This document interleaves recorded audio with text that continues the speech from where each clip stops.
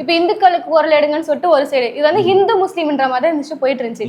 இந்த விஷயத்துக்கு ஒரு கிறிஸ்டின் குரல் கொடுத்தா எப்படி இருக்கும் யோசிச்சு பாருங்க. ஆமா, அதுல ஒரு பிஜேபி சங்கி வச்சிருப்பான்ல, சுதந்திரம் கூட இந்துக்களுக்கு இல்ல. என்ன சுதந்திரம்? ஐயோ, புத்தி இல்லையா இந்துக்களுக்கு? வெறும் இந்து முன்னணி மட்டும்தான் கேள்வி. எப்படிலாம் சாதி வெறி, நான் ஒரு கிறிஸ்தவன், நீங்க ஒரு நமக்குள்ள எப்படிலாம் மத வெறி தூண்டுதல் இது பண்றாரு. இதன் மூலம் வாக்குகளை ஒருவேளை பிரிச்சிடலாம் அப்படின்னு நினைக்கிறாங்களோ? இந்த ரெண்டு சிறுபான்மையுடைய வாக்குகளுக்காக ஒருவேளை இப்படி இந்துக்களை ஒருவேளை வெறுக்கிறாங்களா? இந்துக்களை வெறுத்தா இந்துக்களுக்கு ஏன் சொரணை இல்லை? முதலமைச்சருடைய மனைவி அருமையான திருமதி துர்கா ஸ்டாலின் கோயில் கோயிலா சுத்துறாங்க.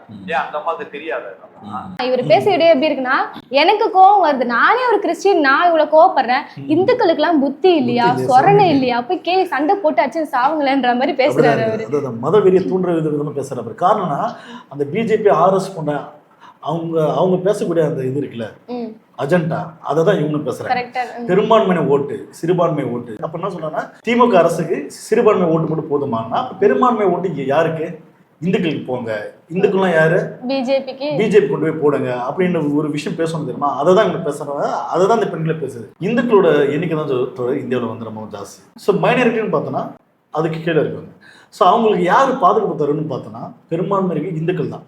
நம்மளை போன்ற இந்துக்கள் தான் அவங்கள பாதுகாக்கணும். இது போன்ற மதவெறி பிடிச்ச ஆட்கள் வந்து மதவெறி தூண்டுவிதமா பண்ணும்போது நம்மளை போன்ற இந்துக்கள் தான் பாதுகாப்பா நிற்கணும். அதை தான் தமிழ்நாடு வந்து நிற்கிறதோட தமிழ்நாடு வந்து முஸ்லிம்கள் பாதுகாப்பா நிற்குது.